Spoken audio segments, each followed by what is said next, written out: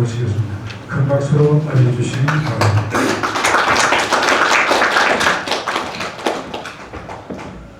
안녕하세요. 김용재입니다. 또 뵙겠습니다. 기억하시죠? 네. 제가 이렇게 다음 주 종강인데 종강 바로 앞주에 이렇게 수업을 하게 돼서 영광이고요. 오늘은 우리 진주양교 유교 명륜대학 어르신들하고 의미 있는 이야기를 한번 나눠볼까 생각 중입니다. 제가 그 교재로 성석기 국장님한테 드린 파일로 드렸는데 이것보다 조금 더 보완이 되어 있어요. 그래서 그거는 필요하시면은 제가 여기 노트북에 남겨놨으니까 필요하시면 가져가시기도 하고 메모하셔도 되겠습니다. 네. 자, 그러면 본격적으로 시작할게요. 아침 새벽에 내려오다 보니까 5시 막 이렇게 해가 뜨는 모습이 아주 아름답더라고요. 또 내려오면 내려올수록 공기가 왜 이렇게 쾌청하고 좋은지. 서울은 미세먼지가 그냥 좋은 데 사십니다. 근데 선글라스 끼세요. 멋이 아니에요. 선글라스를 미세먼지가 너무 많고 핸드폰 다 보시잖아요. 그래서 이 눈이 황반 변성이 생겨요. 꼭 끼셔야 됩니다. 옛말에 몸이 10량이면 눈이 8량이라고 그랬지 않습니까? 저희 부친이 시력이 없으셔가지고 되게 고통스러워요. 그러니까 꼭 선글라스가 멋이 아닙니다. 이렇게 강렬한 햇빛과 핸드폰, 노트북, 컴퓨터 굉장히 눈에 해롭다고 그러니까. 그래서 영국에서는 아이들한테도 이거 못 보게 하잖아요. 예전에는 파란색 눈을 가진 백인들이 굉장히 열악했는데 지금은 뭐 흑인 확인할 것 없이 미세먼지가 너무 세니까 꼭 끼셔야 돼요. 네. 자, 오늘 제가 가지고 온 강의 내용은 우리 유교 체인지 해야 된다. 체인지 영어로 변화인데요. 한자로도 이렇게 한번 써봤습니다. 한자로도 이렇게 써봤어요. 내 몸, 정체성이란 얘기입니다. 정체성. 그 다음에 사람과의 관계를 이야기하는 거고요. 창조적 지식을 한번 내보자. 있어왔던 유교에서 있어야 할 유교 전통 문화로 좀 바꾸고 싶다. 그거를 여러 어르신들하고 동의를 한번 우리가 구해보자 이런 뜻입니다. 제가 감히 아마 이거는 여러분 자료에 없겠지만 관규여측이라는 말이 있습니다. 관자는 말 그대로 대롱관자고요. 규자는 엿볼규자입니다. 엿볼규자. 이 엿자라는 것은 존벌레 엿자도 되고요. 소라 껍데기 엿자도 돼요. 그리고 이거는 측량하다, 측정하다는 뜻입니다. 예. 그러니까 우리 성균관 유생 중에 윤기라는 분이 계셔요. 윤기라는 분이 이제 반중자병이라는 것도 쓰셨지만 이 윤기라는 분이 한거필담에 즐겨 썼던 표현이 있습니다. 뭐냐면은요.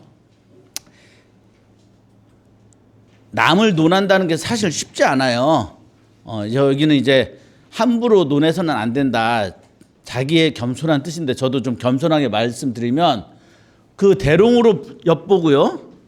세상에 이렇게 거대한 우리 유교 사상을 대나무 대롱으로 엿보고 그 다음에 표주박을 소라 껍데기로 바닷물을 측정한다는 뜻이에요. 얼마나 제가 보잘것 없습니까? 그러나 제가 감히 여러 어르신들에게 제가 바라본 유교는 이렇게 바뀌었으면 좋겠다는 심정으로 관규여측이라는 심정으로 한번 접근해 보겠습니다. 예, 윤기 선생님이 하셨던 말씀 다시 잠깐 읽어볼까요? 세상에서 관규여측, 참 좁은 소견으로 함부로 남을 논하는 것이 모두 이와 같은 부류다. 그 패단은 마침내 반드시 연석을 보배로 보고, 그러니까 아무것도 아닌 두 돌을 보배로 보고 진짜 이런 화시지벽 같은 것은 바곡이라고 버린다. 그리고 산에 있는 산닭을 귀하게 여겨서 봉황이 상스럽지 않다. 봉황은 무슨 봉황이야, 산닭이 중요하지. 막 이렇게 생각하는 거. 이게 관규여측이고 개인적인 좁은 소견이에요. 하지만 저는 감히 제가 조금 다른 시각으로 한번 바라보고 싶다 이겁니다. 자, 제가 여기 글자 이것도 아마 없을 건데요. 자, 이걸 한번 가져가 봤습니다. 여러분 다 아시는 거예요. 운자. 자, 결론부터 이야기하면 운은 좋은 운도 없고 나쁜 운도 없습니다. 돌아가신 삼성의 고 이건희 회장님은 운이 좋았을까요? 좋은 팔자였을까요? 그런 분이 왜 감옥에도 가요? 그의 아들 이재용 회장도 마찬가지죠. 주역에서 말하는 운은 좋은 운도 없고 나쁜 운도 없습니다. 그럼 어떻게 말해야 됩니까? 운은 강한 운이 있고 약한 운이 있어요. 운은 그렇게 말해야 됩니다. 자, 이거 보세요. 운의 글자를 파자에 보면 좌변 이게 책받침이라고 하는 건데 다 아시죠? 달릴 착자입니다. 달릴 착자. 그리고 오른쪽은 뭐죠? 군대예요. 자, 지금이야 시계가 있고 지금이야 지도가 있고 지금이야 온갖 뭐 GPS 이런 컴퓨터 모든 게 있으니까 가능하지만 옛날 군대는 어떻습니까? 일단 동일한 목적을 가지고 동일한 시간에 모여서 집단 행동으로 움직여야 됩니다. 그래야만 성공할 수 있어요. 그건 무슨 얘기냐? 군대라는 것이 동일한 시간과 동일한 목적을 가지고 동일한 행동을 움직일 때만이 그 성공을 가지고 옵니다. 그러면 운이 강하게 작용하려면 어때요? 이 세 가지가 딱 일체가 돼야 돼요. 그러면 우리 지금의 운이라는 건 뭡니까? 여러분 개인이나 나 개인이나 저 개인이나 모 그룹의 회장의 개인도 저 혼자 운이 좋다고 해서 되는 게 아니에요. 운이 강하게 작용한다는 건 내가 모 기업의 회장이야. 내 직원들이 창의적인 직원도 있고 내 직원들이 동일하게 같이 열심히 하려고 움직이기도 하고 동일한 목적지를 향해서 9 to 5로 출근 퇴근을 해요.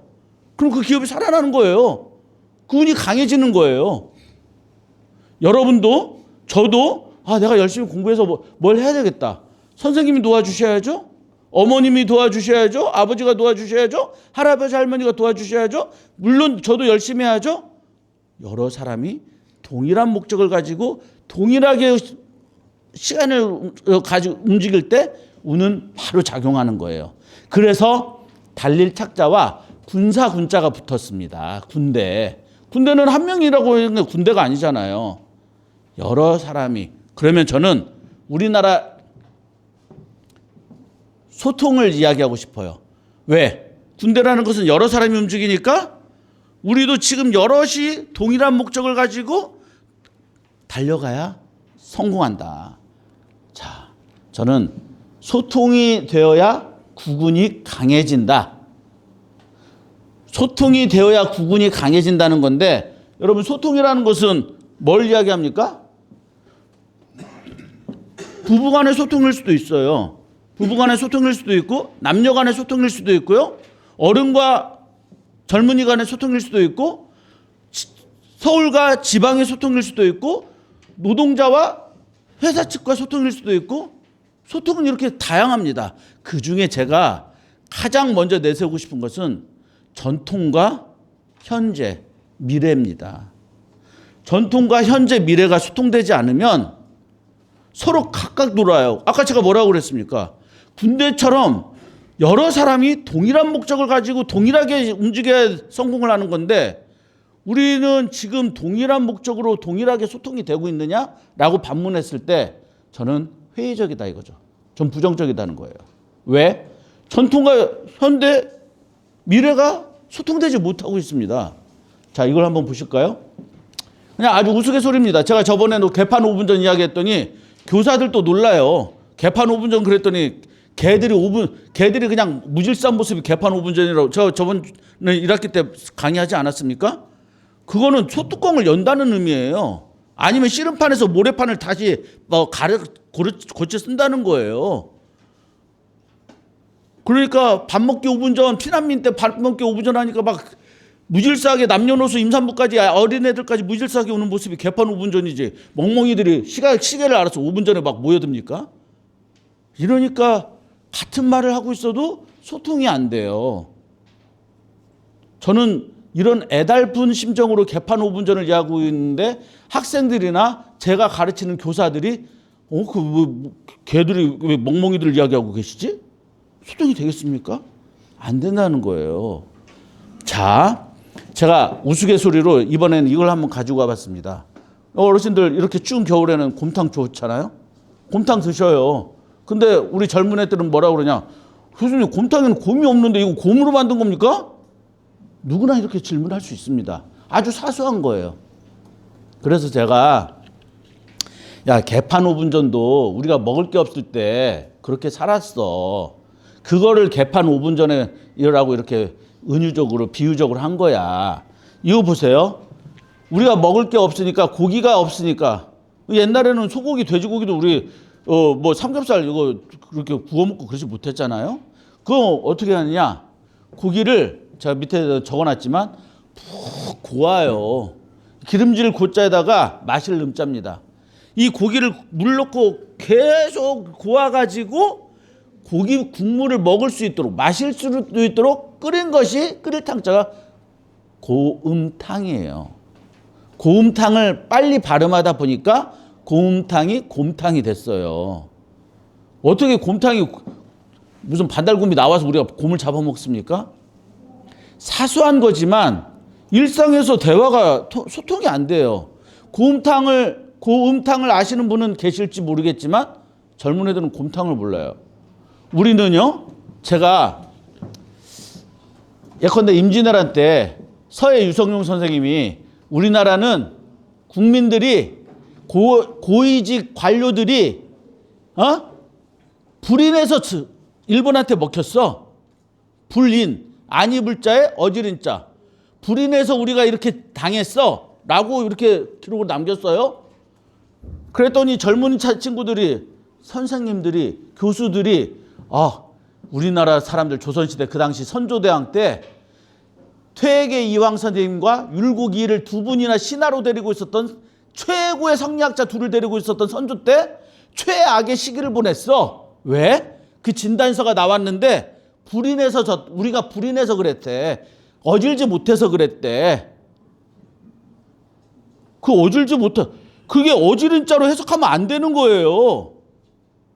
그때 그 기록에 의한 어지른 자는 세상을 바라보는 입체적인 시각을 이야기하는 겁니다. 마치 새가 위에서 쳐다보면 이걸 뭐라고 그러죠? 조감도라고 그러잖아요. 새조자, 불감자, 그림도자. 우리가 불인해서 졌다는 것은 세상이 변하고 있는데 세상이 변해가는 그 생동적이고 입체적인 감각을 찾지 못했다. 그것은 제가 한 말도 아니고요. 서해 유성룡이 한 말도 아니고요. 누가 했느냐? 주작 성리학에서 나오는 말이에요. 근사도록이라는 그 옛날 과거 시험에 테스트 참고 자료입니다. 거기에 뭐라고 나오느냐? 인이라는 것은 생명의 씨앗과 같아서 세상을 바라보는 관점을 인이라고도 해요. 물론 어지른 자도 되고 자애로움도 되고 내가 부모를 사랑하는 마음도 인이라고 할 수 있지만, 그러니까 그 조선시대 때도 어지른 자 하나 해석이 안 돼가지고 소통이 안 됐다는 겁니다. 지금 곰탕 이야기하고 있는데 우리는 그 못 먹던 시절 우리가 두 번 다시 그런 세상으로 안 가야지. 그래서 이런 곰탕이라는 것도 그 단어 속에 이런 역사의식이 있는데 애들은 그냥 곰탕, 곰이지 뭐. 이렇게. 또 한 번 해볼까요? 여기 오늘 제가 오면서도 산청, 지리산, 청학동. 학은 흰색인데 왜 푸른색 청학이라고 그럽니까? 제가 거기 있는 서당에서 공부하는 사람들한테 야, 너 왜 청학동이라고 하는지 알아? 그랬더니 몰라요. 학은 여러 어르신들 아시겠지만 십장생 중에 하나입니다. 그런데 이 학이 1000년을 살잖아요. 그럼 학의 깃털이 푸른 빛깔을 뜬다고 그래요. 그러니까 저 지리산의 청학동이라는 곳은 굉장히 상스러운 곳이죠. 그 청학이 내려왔으니까. 우리도 어린아이의 눈빛을 보면 흰 창이 너무 하얄 때 푸른 빛을 띄어요. 아침 여명의 눈동자도 아침 여명도 보면은 해가 떠오를 때 붉게 떠오를 것 같죠. 어르신들 더 잘 아시잖아요. 새벽에 일어나실 때 푸르른 빛이 먼저 떠요. 그게 뭐냐? 상서로움이에요. 그래서 푸른색은 동쪽을 상징하고요. 그래서 궁궐에서 세자의 동궁은 어느 쪽에 놔요? 동쪽에 놔요. 해가 동쪽에서 뜨고 제일 먼저 양기를 받을 수 있고 미래를 상징할 수 있도록. 그래서 우리가 시골에서 서울 올라갈 때 청운의 꿈을 안고 간다고 그러잖아요. 미래, 꿈, 상서로움. 그래서 청학이에요. 내가 살고 있는 거 지명을, 내가 먹고 있는 거 여기에 대한 이런 소통이 안 되는데 임진왜란 때도 그랬는데 지금 된다고 보장이 안 됩니다. 저는 그래서 아까도 다시 한번 이야기하지만 운이라는 것이 서로 소통이 될 때 유교가 이렇게 좋은 거구나. 유교가 이런 건 좀 비판해야 되겠구나. 이렇게 되지. 무조건 우리 건 좋은 거요. 야 임마 이거 공부해야 돼.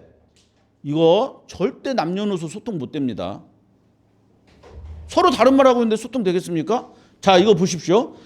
아주 여기 미성년자 안 계시니까 제가 이런 말 좀 하겠습니다. 하룻밤을 자도 만리장성을 쌓는다.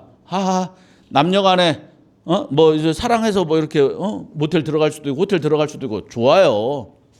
그런데 이 말이 마치 우리 속담이나 어디 기록에 있는 말입니까? 아니에요. 임진왜란 때 송남 조제삼이란 분이 글을 써서 이 기록을 남겼어요.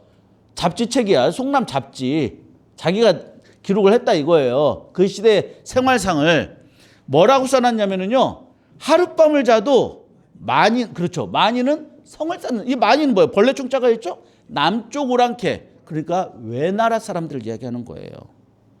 그러니까 이 조제삼 선생이 우리가 당할만 했네. 아니 외놈들은 여기 동네에 와가지고 여기 진주 이쪽도 오고 막 저기 신의주까지 가는데 하룻밤을 자고 전진하는데도 참으라고 합니까? 성을 쌓는 거예요. 자기를. 이게 유비무환이잖아요. 조제삼 선생이 준비를 미리 해야 걱정이 없지. 저놈들 보통이 아니다. 이 만인의 이거 만자를 읽지 못해서 만리장성이 돼버렸어요.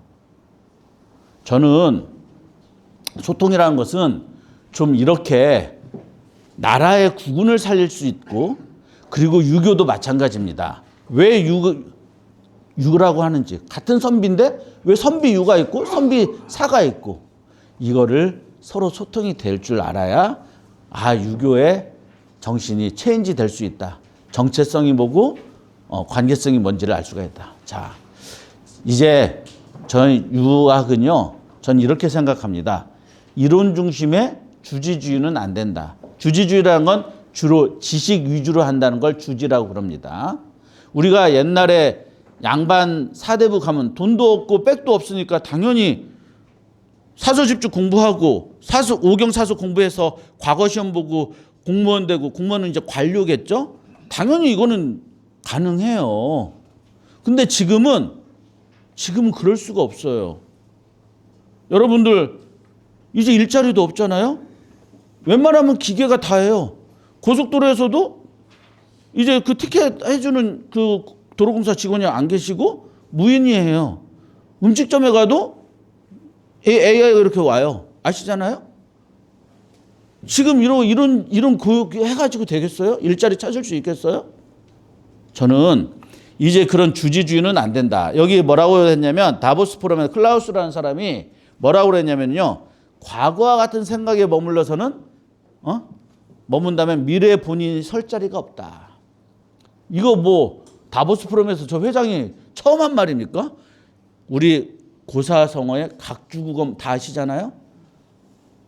배는 지나왔는데 거기에다가 황금대가 놓고 왔다. 옛날 그 조선 고려시대 삼국시대 그 유교가 좋다. 그 표시해놓은 거 어떻게 찾을 거예요?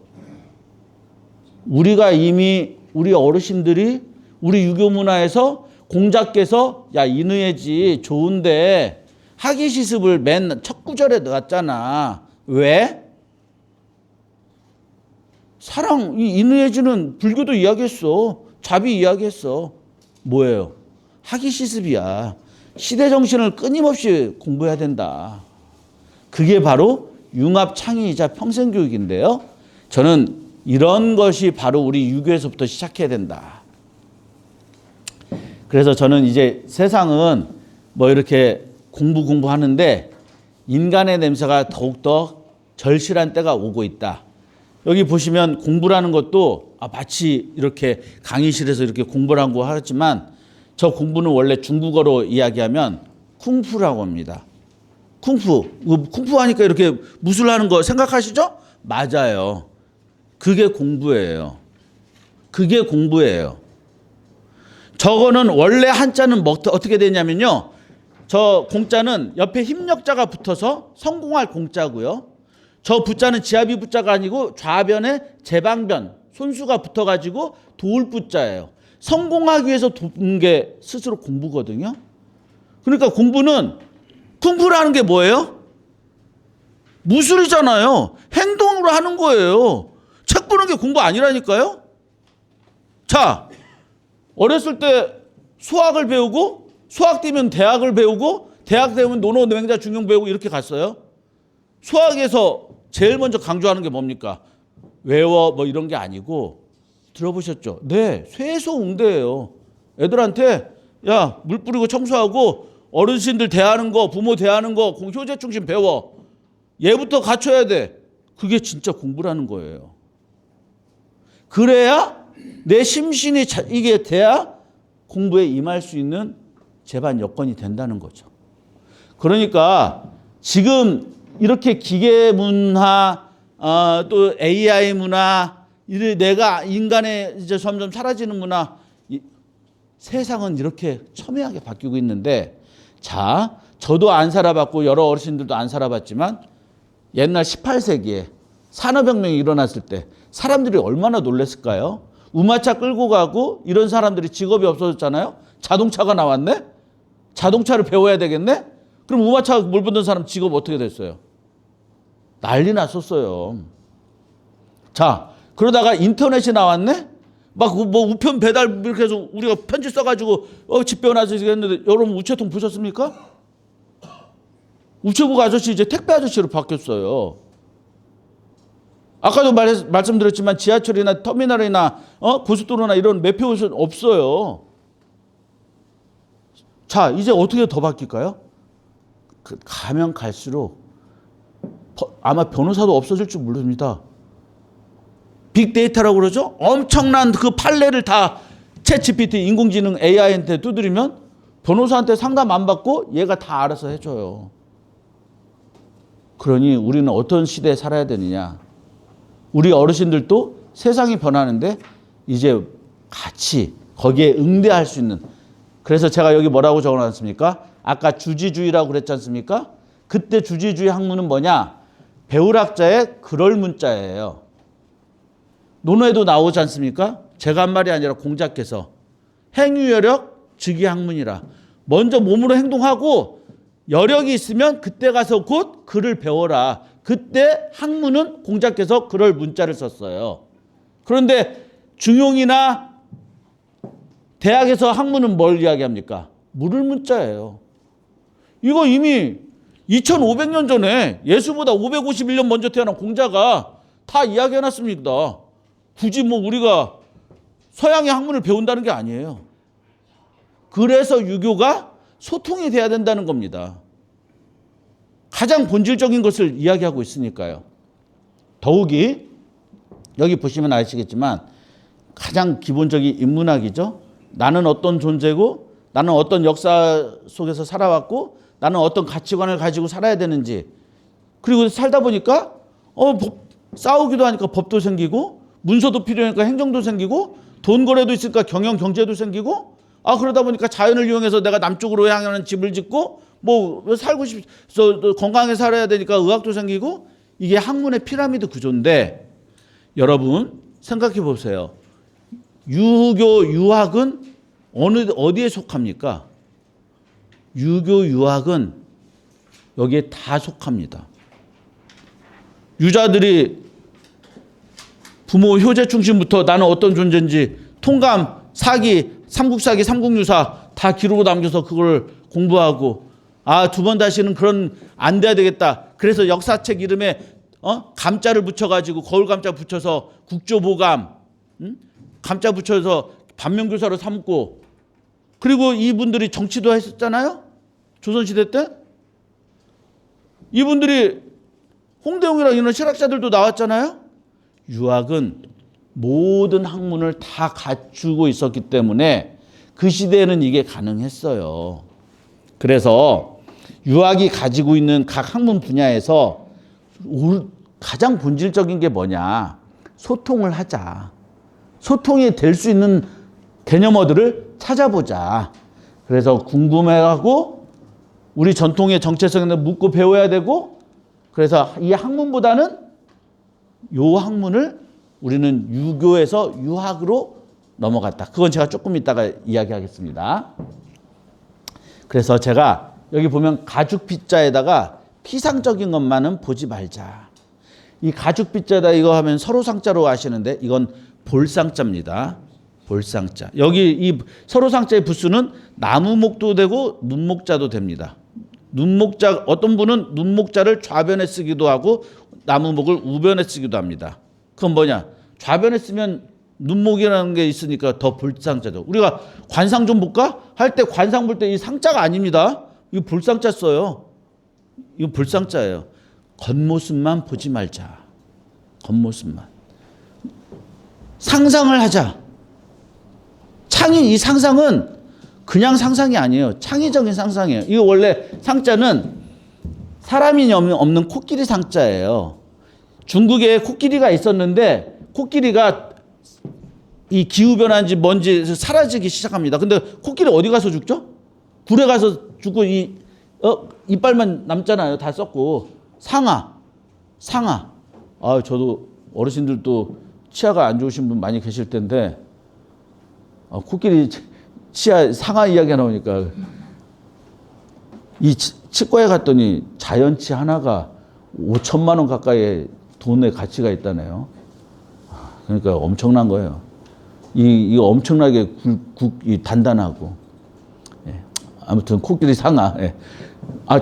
아자 어금니 아자 쓰는데 우리는 치과라고 그러지만 이치자 써가지고 중국은 아과라고 그럽니다. 어금니가 더 중요합니다. 걔네들 먹는 게 중요하잖아요. 앞에 이 보이는 것보다도. 그래서 아과라고 그러는데요. 코끼리가 살다가 죽었는데 그래서 찾아보니까 동굴 속에 이 상아가 있어요. 여기서 죽었구나. 상아탑이 그래서 나온 상어잖아요. 그런데 그 상아를 보고 코끼리 어른들이 그 시대는 봤어. 근데 코끼리가 사라진 먼 훗날 코끼리가 어떻게 생겼는지를 몰라요. 그래서 코끼리를 상상하면서 그린 거를 저 모양상자라고 한 겁니다. 그러니까 원래는 저 인변이 없어도 모양상 본뜰 상자라는 거예요. 그러니까 우리가 겉에만 보지 말고 여백의 미도 상상할 줄 알고 그래서도 행간을 읽을 줄 알아야 되고 그게 저는 유학이다. 제가 여러 번 설명드리지만 눈이 녹으면 어떻게 될까요? 물어보면 물이 된다. 얼음이 녹으면 물이 된다. 이거보다도 눈이 녹으면 이제 봄이 온다. 이렇게 말할 수 있는 것은 우리가 겉모습만 보는 게 아니라 앞으로의 미래를 상상하는 거지 않습니까? 그래서 유교는 과거, 현재, 미래를 소통할 수 있는 그런 생각이 필요하다. 자, 여기 적어놨지만요. 우리 유학은 과학이 아니에요.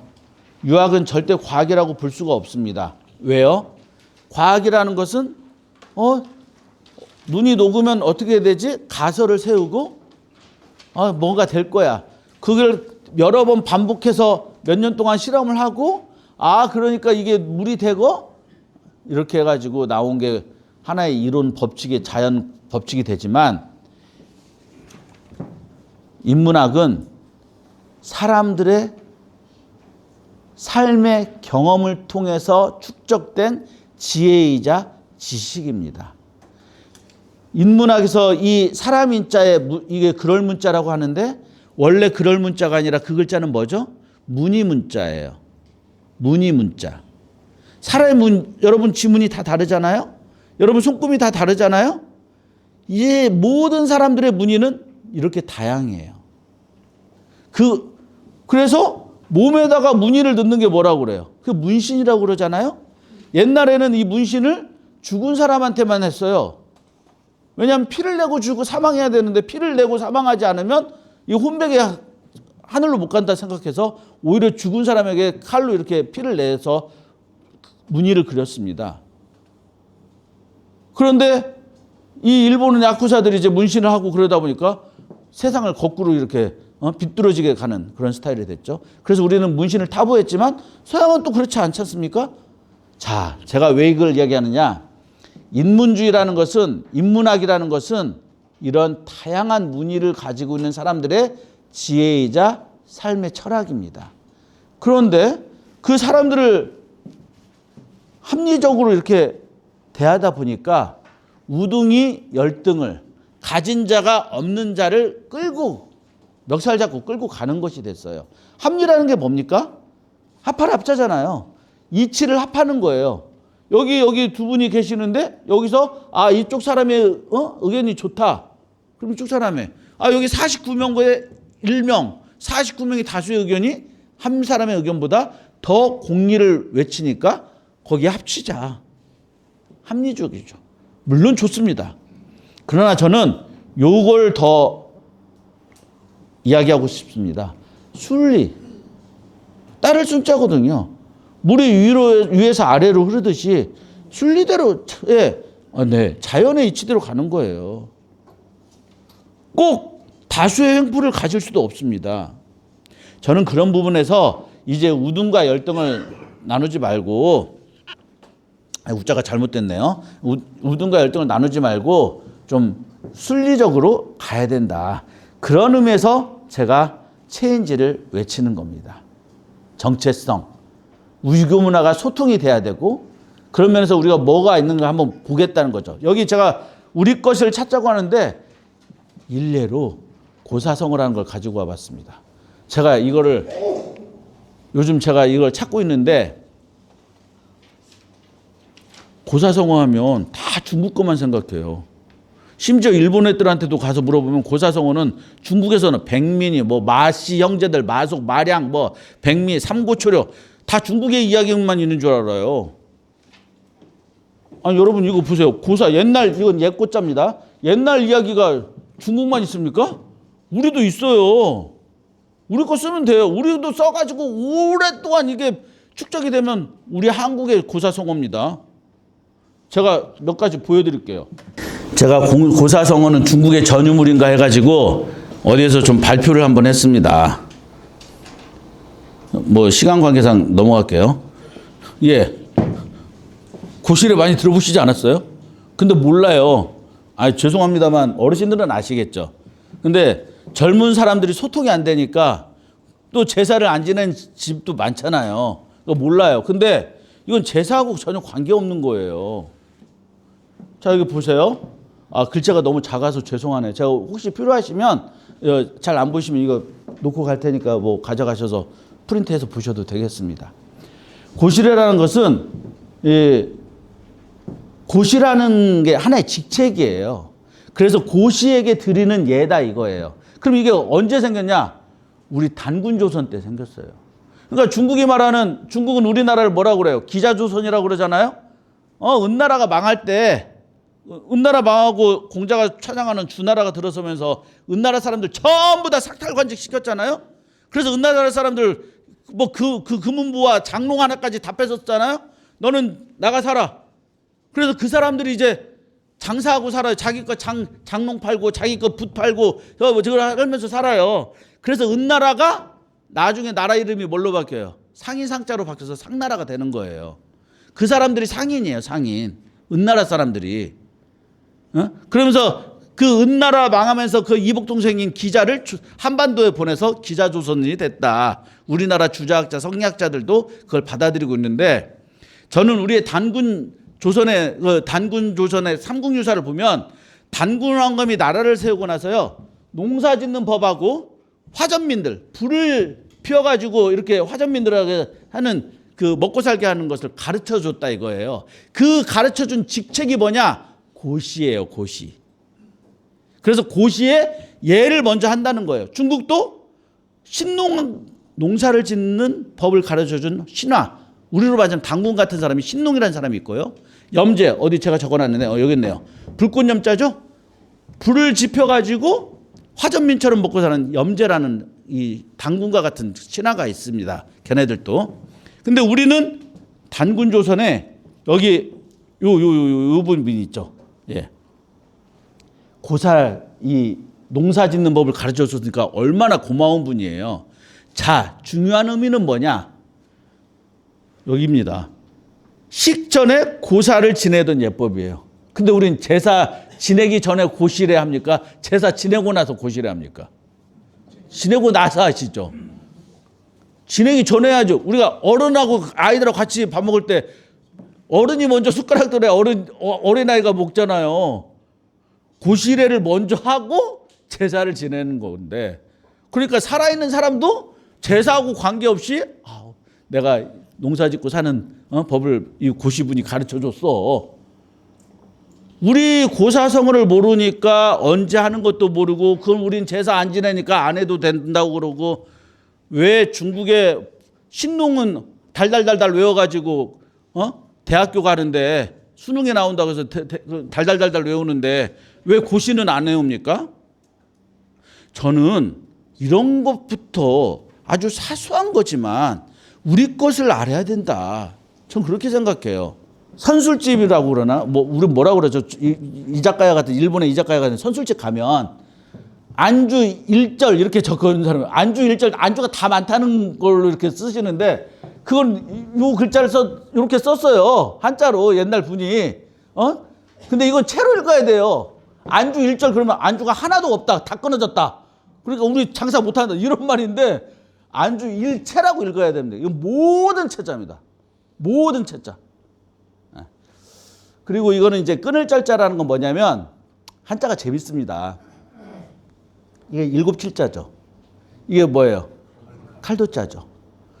옛날에는 우리는 지금 사형제도가 없지만, 중군 사형제도가 있는데 우리는 이제 사형제도가 없어요. 근데 이제 우리는 그때 재판받아서 바로 법정 구속, 무기징역, 사형 이렇게 되지만, 옛날에는요 다 몰아놨다가 7월에 사형을 집행합니다.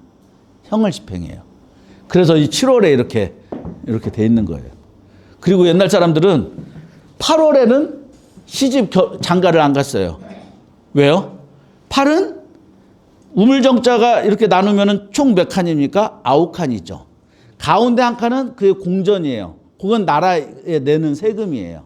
그러니까 나머지 8칸은 뭐예요? 나눈다는 거예요. 우리가 8등신이라고 그러잖아요. 그래서 나눌 분자니까, 우리가 나눌 분자는 8팔에다가 칼도자 쓰죠. 7칠에 칼도자 쓰죠. 나눌 분자는 8팔 위아래로 칼도자 쓰죠. 그래서 8월에는 시집장가를 안 갔어요. 나눠진다, 헤어진다 이거예요. 미신이지만 예, 한자가 재밌습니다. 어쨌든 이거는 모든 채자입니다. 그러면 그 선술집에 이렇게 붙일 때 뭐라고 써야 돼요? 안주 1채라고 써야 됩니다. 이렇게 써놓고 안주 1절, 이게 끊을 절자가 더 많이 쓰이니까 그러긴 해요. 착각하시니까. 모든 것은 오직 마음이 만든다는 겁니다. 모든 것은.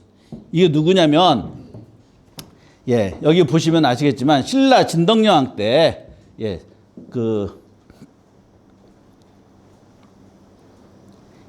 법명이 원효대사인데, 원래는 서당이었습니다. 서당. 근데 법명을 얻은 게 원효대사인데, 의상과 함께 당나라로 이제 유학을 가요. 그러니까 옛날에는 당나라가 엄청났잖아요. 또 불교나라잖아요, 당나라가. 여기 우리 신라, 여기는 이제 가락국이 쪽에 가깝지만, 어쨌든 나중에는 신라가 통일신라가 되죠. 가다가 이제 붙잡혀서 다시 돌아옵니다. 근데 돌아오다가 공동묘지에서 하룻밤을 이제 묵어요. 하룻밤을 묵는데 막 목이 너무 많이 타는 거야. 그래서 옆에 물이 있길래 마침 해골바가지가 그냥 바가지인 줄 알고 바가지로 이렇게 물을 떠서 먹었는데, 아침에 일어나 보니까 그게 송장에 해골이더라. 근데 그때는 어젯밤에는 그렇게 달고 시원한 물이 아침에 일어나 보니까 썩은 물일 수도 있고, 시체 해골바가지에 먹었으니까 얼마나 놀랬겠습니까? 그래서 불가에서 말하는 것처럼 마음먹기에 달렸다. 저는 이거 굉장히 의미 있다고 생각합니다. 군인들이나 우리가 힘들 때나 뭐 좋을 때나 사람은 일체 의심조예요. 마음속에 마음이 다 모든 것을 가져간다. 그래서 마음이 그대로 겉으로 드러나는 걸 우리는 뭐라고 그러죠? 감정이라고 그럽니다. 감정은 어떻게 쓰죠? 마음심자 신방변에 청자 쓰는데 그때는 풀청자가 아니고요. 음만 가지고 온 거예요. 마음이 겉으로 들어가는 게 정이에요. 감정. 본성을 숨길 수도 있고. 그런데 불교에서는 마음이 모든 걸 만든다고 하지만 성리학에서는 뭐라고 그래요? 야, 그때 해골바가지로 먹었을 때 아무리 달았어도 너의 본성은 그런 게 아니야 라고 본성을 더 강화시키는 게 성리학입니다. 잠깐 제가 성리학을 이야기하면 인의예지에 사덕이 있어요. 맹자도 이야기했잖아요. 어린아이가 우물가에 빠져 들어가면 누구든지 가서 살려주고 싶어요. 근데 어린아이 저거 사촌도 아니고 내 자식도 아니야. 아 근데 저거 구해줘야지. 우물에 빠져 죽는데. 자, 측은지심이 나오잖아요. 내가 이건 측은지심이 갖고 있다는 건 어진 마음이 있다는 거예요. 그런데 이것이 측은지심이 마음이 측은지심 마음이라고 해서 드러나서 내가 불쌍히 여기는 마음이 드러나서 구해주잖아요. 그런데 성리학에서는 그 불쌍한 마음은 일체 해골바가지 먹은 것처럼 똑같이 그냥 드러나는 행동이야. 너의 본성이 뭐야? 어지른 자에 인성이 있다는 거야. 그 인을 공부해야 돼. 눈에 보이지 않지만 그 인을 공부해야 돼. 신호등이 있는데 내가 너무 급해. 지금 빨간불이라서 사람이 다 이렇게 서 있어요. 근데 난 너무 급하니까 막 건넜어. 부끄럽죠? 공중도덕을 어겼어. 왜? 부끄러움을 아는 거, 수호지심. 그게, 부끄러움을 안다는 건 본성이 뭐야? 정의가 뭐고 부정이 뭔지를 안다는 거예요. 그게 바로 인의예지의 본성과 겉으로 드러나는 마음이죠. 그러니까 불교에서는 겉으로 해골 빠가지고 먹든 뭘로 먹든 드러나는, 사람 다 뭐 마음먹기 달렸어. 내가 행동하는 건. 그래서 누구나 성불하면 부처가 될 수 있다.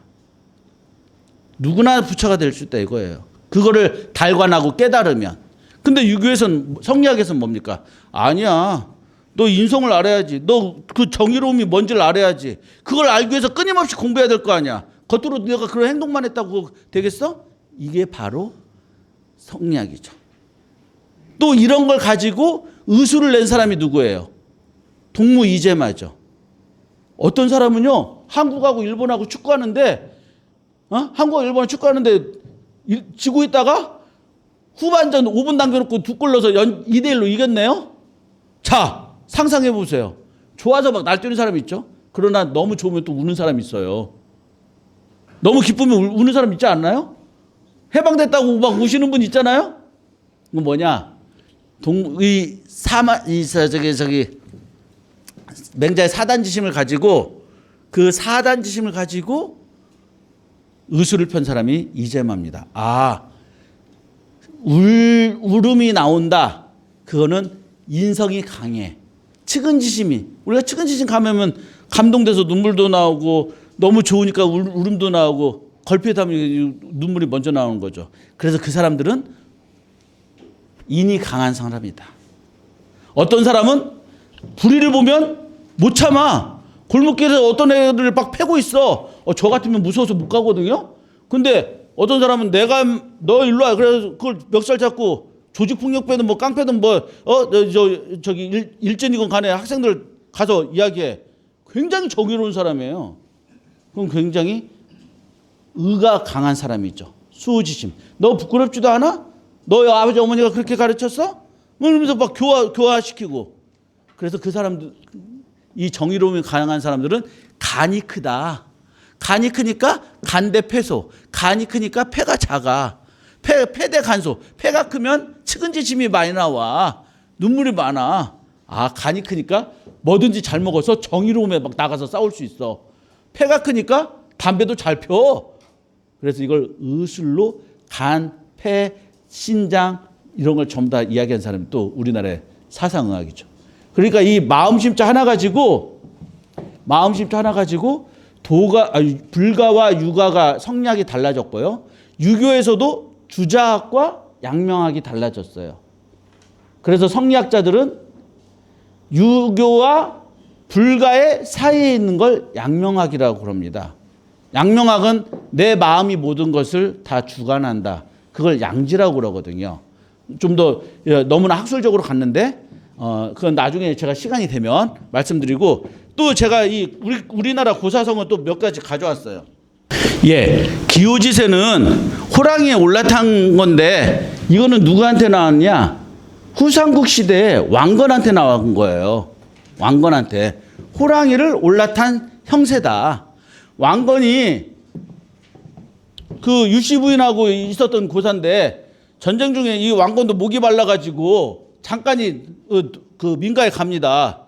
근데 그때 만났던 사람이 이제 그 처자가 유씨였어요. 유씨였는데 왕건에게 물바가지를 주는데 참 이 대목이 저는 또 아름답더라고요. 그냥 주는 게 아니라 바가지 떠가 이렇게 주는 게 아니라 거기에 버들잎을 하나 탁 띄워서 주는, 얼마나 운치가 있겠습니까? 물이 이렇게 맑은데 그 버들잎이 탁 뜨고 있어요.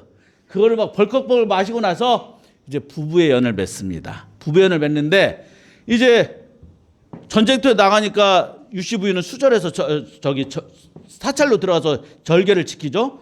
근데 이때 무슨 일이 있었냐면 궁예가 자꾸 정치를 잘못해요. 그래서 사람들이 왕건 보고 야, 궁예도 최고, 나라를 세워라 이야기를 합니다. 근데 이제 이 왕건이 그 버들잎을 띄워준 유씨 부인한테 가가지고 주변의 사람들이 전부 다 나한테 이렇게 말하는데 어떻게 결단을 내리면 좋겠어? 그랬더니 이거 유씨 부인이 한 말입니다. 왕건이 한 말이 아니고요. 참 대단한 여자분 아닙니까? 지금 형세는 부군한테, 우리 서방님한테 있습니다. 그 형세가 기호지세예요. 호랑이 올라탄 형세인데 호랑이 올라탄 형세를 누가 막을 수 있겠어요? 정주행 달려야 됩니다. 그래서 왕건이 자기 부인인 유씨 부인의 충언을 듣고 바로 나라를 세웁니다. 그 나라가 고려죠. 그러니까 이 기호지세라는 것은 우리나라 고사성어라는 것을 알 수 있죠. 저는 또 이거를 또 강조하고 싶어요. 산마태수. 이거는 안 들어보셨죠? 이 산마태수라는 건 뭐냐면 우리가 이렇게 고을에 사또가 있지 않습니까? 지금도 임기가 끝나면은 이제 그만두는데 옛날에는 임기가 끝나면 고등학교, 중학교 선생님들도 몇 년 있다가 다른 학교로 전근 가잖아요. 이분들도 이제 태수가 옮겨갑니다. 고을 수령이 옮겨가요. 이 고을 수령이 이제 관직 이름으로 태수라고 그러거든요. 가장 크게 지킨 이 태수란 관직명인데 옮겨갈 때 거기서 월급도 받고 거기서 뭐 자기가 농도만 얻어서 방도 꾸미고 살았을 거 아닙니까? 그런데 원래는 나라의 법이 어떻게 돼 있냐? 말 세 필만 가져가게 돼 있어요. 말 세 필만. 그런데 말 세 필을 가져가야 되는데 누구냐? 조선시대 때 고을수령 마치고 간 누굽니까? 어디 있지? 여기? 여기 송음이란 사람이 딱 말 세 필만 가져가고 나머지는 다 놓고 가는 거예요. 이 장롱이랑 모든 심지어 술잔, 밥그릇, 녹그릇까지 다 놓고 갑니다. 그래서 마을 사람들이 가서 이거 가져가셔야지, 거기 가면 어떻게 또 드시려고 그럽니까? 농은 또 어디 갑니까? 옷은 어디다 놓습니까? 나 원래대로 말 세 필만 가져가면 돼. 그리고 거기 가서 또 내가 장만하면 돼. 참으로 청백리의 표상을 이야기할 때 우리는 산마태수라고 그러고요. 여기는 순천에 가보면은 최석이라는 사람을 기리기 위해서 팔마비까지 세워놨답니다. 팔마비까지. 그래서 팔마의 고장이라고 할 정도로 아무것도 이런 거 전부 다 놓고 돈까지 다 놓고 가는 사람이겠죠. 그 다음에 제가 또 요거 하나만 이야기하고 잠깐 쉬는 시간 갖겠습니다. 두문불출은 우리나라에만 있는 거죠. 또 왜 그러냐면 이 두문동이 이게 고유명사예요. 불출은 나오지 않았다는 얘기잖아요. 제가 그냥 장난 삼아서 우리 학생들한테 두문불출이 뭐 같아? 그랬더니 그 오락실에 가보면 두더지가 나오는데 두더지 못 나오게, 두더지가 문 밖으로 못 나오게 막 막는 게 두문불출이라고 그래서 내가 박장대소 했습니다. 그럴싸하더라고요 또. 예. 자, 두문불출은 무슨 얘기냐면 고려 말 조선 초에 이성계가 조선을 세우지 않습니까? 근데 고려의 유신들이, 고려의 신하들이, 고려의 무관들, 문관들, 심지어 제가 그 다음 페이지 보시면 아시겠지만 기생들까지 어마어마하게 투정했어요. 그 중에 하나가 뭐냐? 고려의 유신들이 나가가지고 두문동에 가서, 경기도에 두문동에 가가지고 나오질 않아요. 그래서 막 뭔가 회유를 합니다. 벼슬을 주겠다, 뭘 했다, 뭐 했다. 나오지 않아요. 내가 두문동에 가서 백이숙제처럼 고사리만 캐먹어도 내가 이씨 너를 섬기진 않겠다. 그리고 결국은 거기서 죽어요. 이 고려의 유신들의 절의정신을 생 것이 바로 두문불출이에요. 근데 지금 우리는 어떻게 소통하고 있죠? 죄 지은 놈이 들어가가지고 나오지 않는 걸 두문불출하고 어디 잠적해 있다 이렇게 이야기하고 있어요. 두문불출은 좋은 의미예요, 나쁜 의미예요? 굉장히 좋은 의미예요. 죄 지은 놈들한테 붙여줄 수가 없어. 소통이 안 된다는 거죠. 자, 여기 보시면 고려 사람들의 절의가요, 태학생, 그러니까 국자감의 대학생들이겠죠. 조선시대로 말하자면 성균관 유생들이에요. 69명이 분신자살하거나 굶어 죽었어요. 이 기록이 있습니다. 여기 또 뭐예요? 무신 48인 몰살당했어요. 그래서 이 사람들을 기려주기 위해서 절의를 기린다 해서 표절사, 겉표자, 절의를 드러낸다 해서 표절사를 세워놓기도 했습니다. 그 혼을 달래주기 위해서. 여기 보시면 궁녀들 있잖아요. 두문동에서 오리쯤 떨어진 곳에 가서 이 궁녀들조차도 투쟁하고 여기서 의롭게 죽습니다. 제가 찾아본 그 바에 의하면 이 정도예요. 두문불출이라는 것은 어마어마한 절의 정신을 이야기하는 건데 두더지도 아니고 죄 지은 놈도 아니라는 거. 우리식 고사성어도 우리의 정체성을 살리는데 굉장히 요긴하거든요. 마치 우리가 중국어 고사성어 쓰니까 우리가 중국의 아류고 중국의 속국인 줄 알아요. 아닙니다. 그래서 저는 소통이라는 것도 아까 제가 운이라는 것, 구군이라는 것도 우리가 동일한 목적을 가지고 움직여야 된다. 예. 잠깐 10분 쉬었다가 하겠습니다. 네. 올 때마다 일단 날씨가 너무 화창해요, 화창. 저를 이렇게 반겨주시는 것 같고 또 40-50명 계시는 이 유교명륜대학의 그 어르신들이 수업이 하시는 부분이 너무 뭐랄까 존경스럽습니다. 쉬는 시간도 좀 한참은 쉬어야 되는데 10분 만에 참 한참이란 게 뭔지 한참이 뭔지 아시죠? 한참은 네 여기 설립자에다가 점칠 점자를 이렇게 써서 이게 참이에요.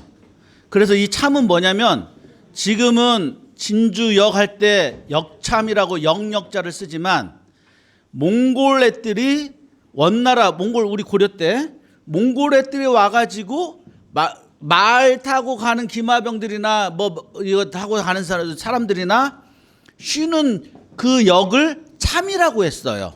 참. 예.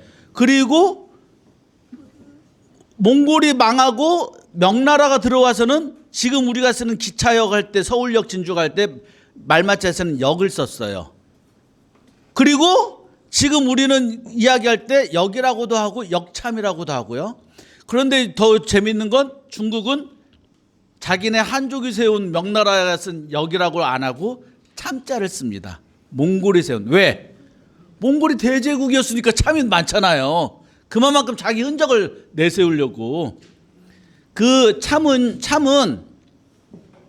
30리를 이쪽 참이 여기 있고 역참이 있고 이쪽 역참이 있는데 이 거리가 30리 거리예요. 30리. 그리고 또 가면 30리마다 이 참을 둬요. 그리고 이 참마다 뭐가 있느냐? 여관도 있고 술집도 있고 뭐 지금으로 말하자면 목욕은 할 수 없지만 우물도 있고 그렇지 않습니까? 그 곳이 있는 것을 좌우항에 완자 써가지고 원이 있어요. 그래서 원자가 들어간 데는 다 술집이나 여관이나 우물이나 이런 휴게소가 있어요. 그 휴게소가 마치 조치원, 사리원, 뭐 이태원, 원자가 들어간 다 그런 유흥지입니다. 그리고 이 역참과 역참 사이를 하나 차이니까 한참이에요. 한참 동안. 그럼 한참 동안은 시간이에요, 거리예요? 거리 단위예요. 그러니까 말 타고 30리 가는데 얼마나 걸리겠어요? 걸어서도 엄청난데. 그래서 한참이라고 하면 그걸 말하는 거고요. 그러면 두 거리는 뭡니까? 두 참이겠지만 두 참은 없습니다. 두 참은 없고 한참. 한은 한글이고 참은 한자예요. 그래서 한글과 한자가 만들어진 혼종어예요. 우리나라 말은 이렇게 혼종어가 많아요.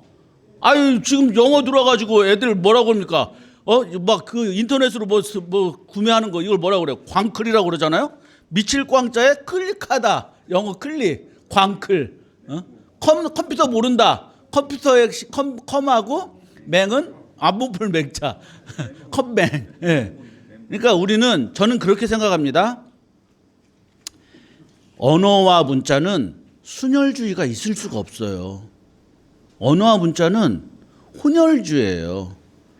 생각해 보세요. 가면 갈수록 언어가 만들어지는 거예요. 그러니까 한자도 맨 처음에 만들어졌을 때는 몇 자 안 됐어요. 한나라 때 8393자였는데 이 한나라 때 만자가 안 됐던 글자들이 계속 글자가 생겨나지 않습니까? 그래서 어떻게 돼요? 강의자전에는 7만 자 가까이 됩니다. 6만 8천 자까지 되는 거예요. 한글도 마찬가지잖아요. 광클이 조선시대에 있었습니까? 일제시대 광클이 있었나요? 컴맹이 있었나요? 이게 이렇게 만들어지는 거죠. 저는 그래서 한자를 알아야 한글 표준국어 대사전에 60%가 한자인데 한자를 알아야 한글도 쉽게 이해가 됩니다.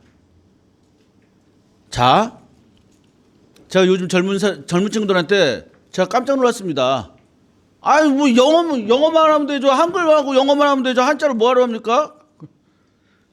마치 한자를 하면 중국 사대주의인 줄 알아요. 그래서 제가 다시 그 학생한테 물어봤습니다. 너는 그래서 13년 동안 초등학교부터 중학교, 고등학교 해가지고 영어 공부해서 영어 미국 사람하고 대화가 돼? 영어 미국 사람 만나면 꿀 먹은 벙어리처럼 한마디 못하는데? 그러면 지금 너네 영어 하니까 그럼 미국 사대주의겠네? 이제 미국 섬겨야 되겠네? 그거 아니야. 선생님이 영어 쓰지 말자고 그래? 선생님이 프랑스어 쓰지 말자고 그래? 아니, 얼마든지 써. 그러나 우리 글을 알려면 한자를 알아야 되고 외국어를 알려면 한글과 한자를 알면 더 금방 이해가 된다. 자, 그래서 이 언어와 문자라는 건 순혈주의가 없고 혼혈주의로 계속 나오고요. 제가 딱 이 한마디 써줬습니다. 가르칠 훈, 백성민, 올바를 정, 바를 정, 소리음. 뭡니까? 훈민정음. 세종대왕이 백성을 가르치기 위해서 올바른 소리 글자를 내놨어. 한글은 소리 글자야. 혀 모양 무슨 모양을 해가지고. 그러면 그 글자는 뜻은 어디가 있어? 한자에 있어. 그래서 옛날 조선시대 때도 글을 모른다고 해서 한글을 했지만 그 한글 속에는 한자의 뜻을 알아야만 쓸 수 있는 거야. 제가 돌아가신 이어령 박사가 뭐라고 그랬냐면요. 한글을 옛날 양반들처럼 한글 무시해서도 안 되고 옛날 양반들은 한글만 쓰면 싼 것이라고 막 그랬대요. 저는 뭐 그때 안 살아봐서 모르겠습니다. 조선시대 안 살아봐서. 근데 이어령 박사가 뭐라고 그랬냐. 한글 무시해서 옛날 조선시대 양반들처럼 한글 무시해서도 안 되고 지금 이 시대 살아가는 21세기 젊은이들이 한자 무시해서는 더더욱 안 된다. 한글과 한자가 공존해야지 그래야 우리의 문화가 더 올바르게 정체성이 살아난다. 지금 한참 동안 이야기하는데 몇몇 어르신들은 다 알고 계시지만 한참이 뭔지를 모르고 있잖아요. 아까 제가 곰탕도 마찬가지예요. 제가 이런 거 지금 수도 없이 뽑아놨습니다. 깜짝 놀라요.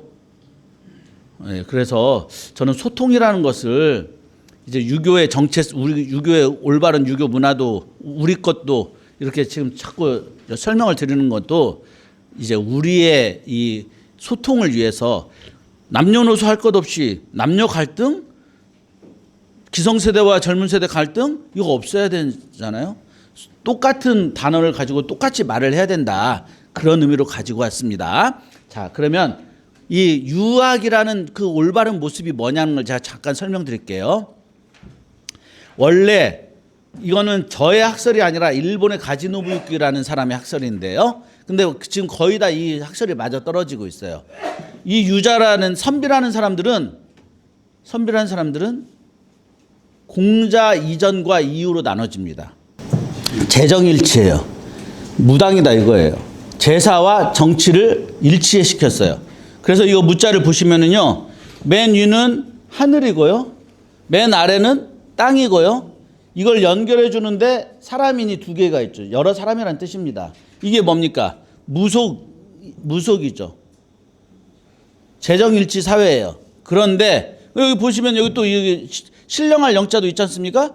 위가 비우자고 입구가 세 개예요. 사람이 세 명이다 이거죠. 그 다음에 밑에는 뭐예요? 무속무자예요. 우리 도장문화권, 벼농사문화권에서는 비가 없으면 농사를 못 지어. 그래서 비가 오기를 기우제 지내는 모습을 본떠서 만든 글자가 이 신령할 영자입니다. 여기 보시면 그래서 이 유자가 보면 사람인자, 비유자, 말리를 자.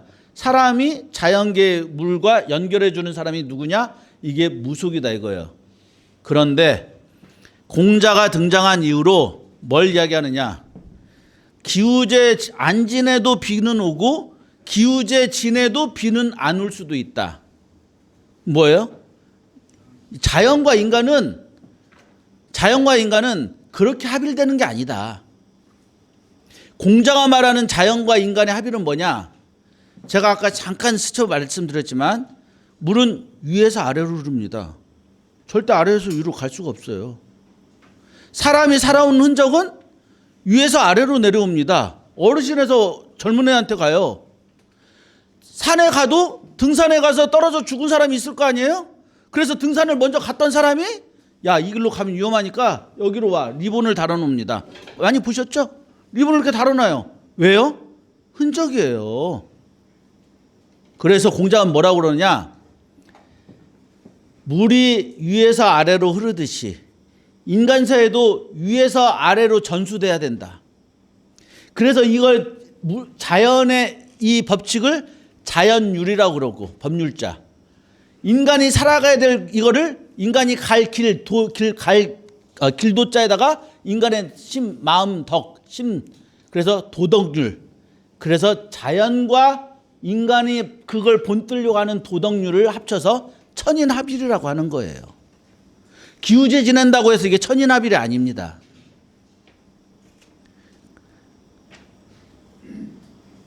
개미들이 여기서 막 빵 쪼가리 가지고 수백 마리가 왔다 갔다 하는 거 많이 보셨을 겁니다.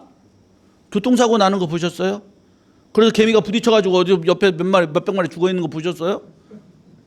개미 교통사고 안 나요. 제가 왜 이 얘기를 하느냐? 인간은 교통사고 납니까 안 납니까? 너무 나죠. 그래서 신호등이라는 도덕, 법규, 법을 이렇게 만드는 겁니다. 왜? 인간이 아무리 우수하다 하더라도 저 따라가지 못해요. 저 자연계를 따라가지 못해요. 고슴도치가 이렇게 무섭게 생겼잖아요. 근데 가서 옆에 건들면 어떻게 됩니까? 폭삭 이렇게 쪼그라들면서 마치 쥐며느리처럼 폭삭하면서 이걸 더 세웁니다. 이게 뭐예요? 고슴도치 위자에다가 수축할 축자 써서 위축한다고 그래요. 위축된다. 그래서 우리가 야 힘내, 이 자식, 내 아들 힘내, 내 딸 힘내, 위축되지 마. 고슴도치한테서 본받은 것을 인간에게 가르쳐 주는 거예요. 개미한테서 교통사고가 안 나는 것을 인간에게 만드는 거예요. 이게 공자가 자연율을 배우려고 하는 인간의 도덕률이다. 이게 천인합일이지 뭐 제사 지낸다고 기우제 지낸다고 비 올 것 같아? 지내도 비 안 오고 안 지내도 비 오고. 그래서 공자가 이렇게 자기 제자들을 이렇게 딱 데리고 다닙니다. 그거 아니야. 그렇게 해서 되는 거 아니야. 공자의 제자 중에 혹시 복상이라 자하라고 논어에서 들어보셨어요? 자하. 여름하자 씁니다. 이때 자자는 공자의 제자들은 전부 다 자로 부르는데 자자는 안 붙여도 되는데 왜 자를 붙였느냐? 매우 친근함. 우리가 이렇게 이야기할 내 새끼, 아이고 내 제자, 우리 내 똥강아지 뭐 이러잖아요. 그걸 이야기할 때 글자로 표현하면 아들 자자를 앞에다가 붙여요. 자 앞에다가. 그래서 자론대 자하, 론대 자로, 한대 자하, 공인대 자공 이렇게 붙이는 겁니다. 그 공자의 제자 중에 자하가 있는데요. 성이 점복자예요. 이름은 상이에요. 상인상자. 점치면서 먹고 사는 애가 복상이에요. 옛날에도 이렇게 한자 성과 이름에 그 의미가 있습니다. 한마디로 말하면 공자 제자 중에 복상, 자하는 무당의 아들이었어요. 무당의 아들인데 공자 사당에 이 공자 학교에 왔어. 너 이름 뭐야? 뭐 이름도 상인데 뭐 저희 어머니 아버지 무당이에요. 그냥 무당이 자식 너 가서 이런 거 기우제 지내야지 왜 오방기 가지고 따라다녀야지 왜 나한테 와? 아니에요. 저는 선생님한테 배울래요. 그래? 그럼 이렇게 배워요.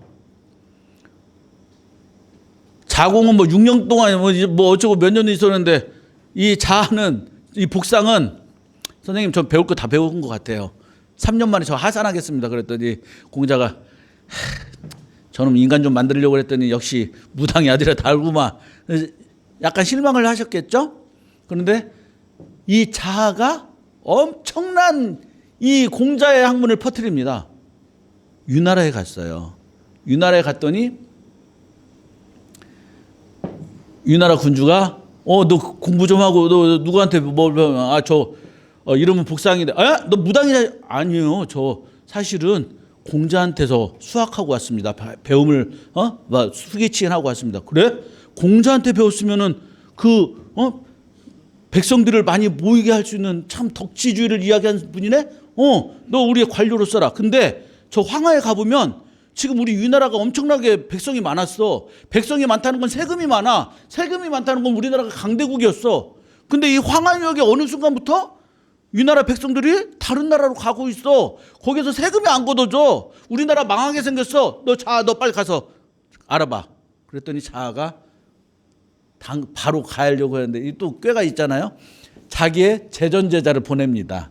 보냈더니 마침 가는 날이 장날이라고 황하에 마을 주민들이 막 벌떼처럼 몰려들어서 막 울고 있어요. 그래서 왜 우는가 이렇게 가서 봤는데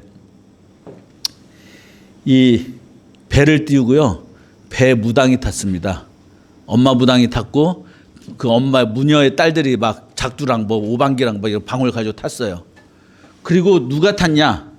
그 위나라 그 황하 유역에 그 마을에서 가장 이쁘다고 한 처자, 젊은 처자가 타서 울고 있고 그 처자를 띄워보내는 어머니 아버지는 통곡하고 있어요.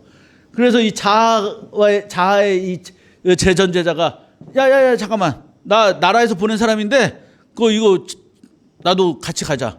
그래서 그들하고 같이 배를 타고 갑니다. 황하 막 중앙으로 가는데 왜 가느냐 물어봤더니 황하가 아시겠지만 황하는 이 물밑이 강바닥이 굉장히 낮아요.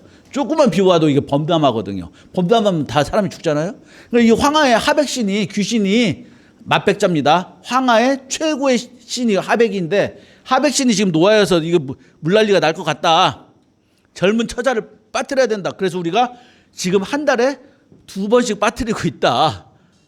그러면 젊은 차를 가려가니까 나 그거 구경 좀 하고 싶다. 그래 타고 갔어요. 타고 가는데 엄마 아빠 울고 있지. 마을 주민들 딸 가진 부모들은 다 다른 나라로 도망가지. 가다가 마을 이제 그 강 황하의 중앙에 가서 막 뭘 하고 나서 이 젊은 처자를 빠뜨리려고 하는 순간 자하의 제전제자 서백창이가 뭐라고 그러느냐? 잠깐만. 야 잠깐만. 내가 너 뭐 하는지는 알겠어. 황하의 신을 달래주는 건 알겠어. 근데 야, 내가 보니까 한참 배 타고 오면서 보니까 야, 저 이쁜 여자 더 있는데 왜 이 여자를 하나도 안 예쁜 이 여자를 데려와? 이렇게 안 예쁜 여자를 빠뜨리니까 이거 하백신이 혼나 막 노하는 거야. 야, 내가 더 이쁜 여자 데려올 테니까 너 하백신한테 가가지고 너 무당 엄마 너 가가지고 서백창이라는 사람이 이쁜 여자 데려올 테니까 너 저기 좀만 기다려. 너 가서 하백신하고 이야기해. 발로 밀어서 물에 넣어버렸어요. 그리고 한참 동안 기다려. 왜 하백신하고 대화가 안 되나? 왜 안 나오지? 야, 무녀들 딸 있잖아요. 누가 큰 애야? 제가 큰 딸인데. 야, 너 가서 너 엄마 데려와. 내가 이쁜 여자 데려올 테니까 너 가서 이야기해. 빠뜨렸어요. 그리고 또 그 동생들랑 기다려. 반나절에 갔는데 안 나오네? 야, 둘째 딸 누구야? 너 일로 와봐. 저 잘못했어요. 안 할게요. 그래. 뭐예요? 야, 여기에다가 이쁜 여자를 빠뜨리건 박색을 빠뜨리든 비가 많이 오면 범람하는 거야. 여기에다가 사내 아이를 빠뜨려도 비가 많이 오면 범람하는 거야. 누가 이 짓을 하래? 나 공자에게 배운 자하라는 분한테 배웠는데 이거는 다 미신이야. 자, 불어, 괴력, 난신, 논어, 수리편에 나옵니다. 공자는 괴력, 난신을 이야기하지 않았어요. 그러면서 뭐라고 그러냐? 야, 뱃머리 돌려. 다시 나루토로 가. 나루토에 가는데 마을 사람들이 막 깜짝깜짝 놀라. 무당하고 큰딸은 안 나오는데 없는데 그 젊은 처자가 다시 돌아오는 거야. 박수를 치면서 환호해요. 뭐야? 그래. 그 이야기를 합니다. 두 번 다시 이런 일은 없다. 그리고 위나라 수도로 가니까 이 마을 그 도망갔던 위나라 백성들이 다시 황하로 다시 몰려듭니다. 자, 자의 이 뜻을 어떻게 전했을까요? 공자의 가르침이 바로 자한테 갔고 자의 가르침이 위나라를 당시에 굉장히 강한 나라로 만듭니다. 그래서 이 공자가 등장 이후부터는 이제 어떻게 달라지느냐? 그런 무당의 선비들이 아니고 공자와 그 제자들이 그룹을 지어가지고 가서 가르치기도 하고 또 젊은 애들이 와가지고 배우기도 하고 은행나무 밑에서 배우다가 기상 조건이 안 좋아 비 오고 바람 불고 눈 오고 그러니까 공자의 제자 자공이 강의실을 지어줬고 그 강의실이 명덕당, 우리는 명륜당이죠. 중국은 명덕당이라고 합니다. 대학이라는 책을 보면 대학제도 제명명덕 제친민 제제어시선이라고 있잖아요. 명덕당이라고 해서 강의실에서 공부를 하게 됩니다. 그리고 이 공자가 등장한 이후로 관운상제를 합니다. 지금도 많이들 알고 계시죠? 이 관은 뭐냐면요, 다 아시잖아요. 근데 이것도 여러 어르신들 상식으로 알아두셔야 됩니다.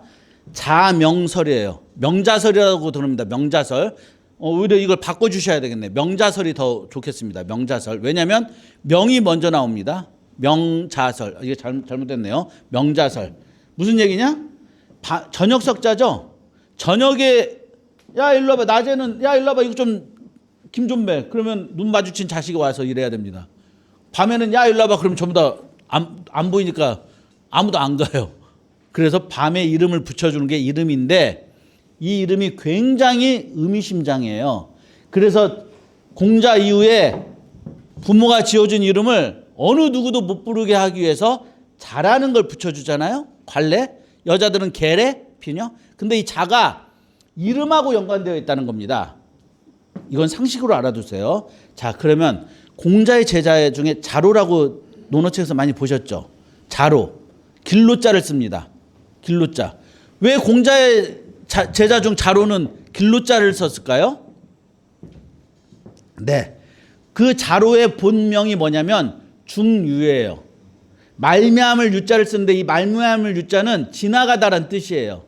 지나가다는 뜻이 있으니까 어디를 지나가? 길을 지나가는 거죠. 그래서 자를 길로자를 써가지고 자로라고 한 거예요.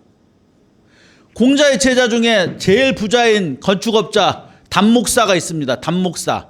단목, 성이 복성입니다. 이름이 사자예요. 하사하다. 우리가 임금이 내리는 너 죽어 그러면서 내리는 약이 뭐예요? 사약이죠? 사약이 죽을 사자 아닙니다. 하사할 사자예요. 하사할사자. 임금이 죽으라고 내리는 그 약도 사약도 하사품이에요.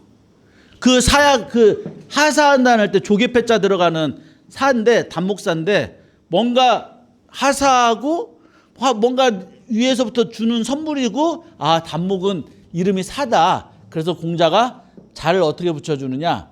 바칠 공자 조개패자 같이 들어가는 바칠 공자. 바치고 하사하고 이렇게 지어줍니다. 그러니까 이 공자와 제자들이 가서 관례를 지어주면서 부모, 할아버지, 할머니, 조부모, 조모, 부모님들의 그 높은 뜻을 이름과 자를 연결해서 자를 지어주고요. 혼례는 여기는 여자였자죠. 농사 짓다가 평일날 저녁 때 혼례를 합니다. 혼례. 그러니까 지금 무슨 주말에 하지만 이거 아니고요. 상제. 너가 이토록 성장할 수 있도록 키워주신 집안 어르신. 제가 아까 이야기했잖아요. 물은 위에서 아래로 흐르듯이 집도 마찬가지고 가르침도 마찬가지고 이런 모든 혜택은 여기서부터 나왔다. 그러다 보니까 이 사람들이 하는 것이 제사인 것 같지만 세러리먼이죠. 제사도 있고 관례도 있고 혼례도 있고 꼭 제사만은 아니에요. 의식이 있지만 이게 전부 다 어디로 갑니까? 교육하고 같이 연결되는 거예요. 그러니까 유교는 종교하고 학문이 같이 연결되어 있어요. 우리 여기 진주향교도 마찬가지고 전국에 234개 향교도 마찬가지잖아요. 종교적인 부분이 대성전이잖아요. 학문하는 곳이 명륜당이잖아요. 그래서 전학, 후묘 이렇게 돼 있는 데가 있죠. 전학, 후묘. 성중가는 전묘, 후학입니다. 대성전이 앞에 가 있고. 그러면 그거 어떻게 구분합니까? 그거는 기준은 지금 명확하지 않아요. 우리나라는. 다만 지대가 높고 지대가 낮은 제주 같은 경우에는 지대가 높은 쪽이 명륜당이고 이 앞쪽에다가 주로 이 대성전을 짓고요. 그래서 이 같이 겹쳐 있다는 건데 원래 선비유자는 이제 아까 그 무당에서 나오는 인간과 비유자, 만리일자, 인간과 자연계 그 연결해주는 그 의미가 아니고요. 설문회자라는 책은 뭐라고 되어 있냐면 원래는 이 유자에서 나왔다 이렇게 되어 있습니다. 이 유자는 뭐냐면 부드러울 유자입니다. 부드러울 유자. 부드러울 유자는 뭐예요? 관혼상제를 하면서 자기 스스로 성품을 부드럽게 수양한다는 의미입니다. 그래서 수기하는 사람들. 그 다음에 이게 남에게 스며들어가는 거. 이걸 남에게 가르치기도 하고 편안하게 해주는 수기 치인이죠. 그래서 스며들 유자도 이 글자에 들어가 있고요. 그 다음에 온 세상이 전부 다 이렇게 이게 윤택하다는 게 이제 인성이 윤택하게 된다는 거죠. 이게 바로 대동사회를 이야기하는 겁니다. 대동세계. 그래서 이런 사람들이 아까 말릴리자 뭐 사람인과 빗물을 연결해 주는 게 아니라 인간 사회에 가장 필요로 하는 사람이 유자들이다. 관혼상제를 하고 간 그 동네는 뭔가가 다르더라. 자, 그래서 이 사람들이 이제 교육자의 집단으로 갑니다. 그래서 제가 여기 적어놨죠.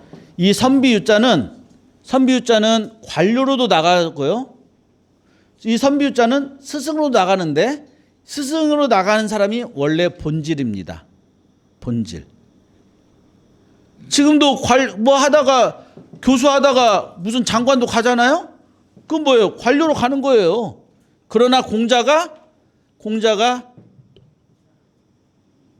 대대로 베트남이나 중국이나 타이완이나 한국이나 일본에 가보면 공자를 사자성어로 뭐라고 그러냐? 만세사표로 씁니다.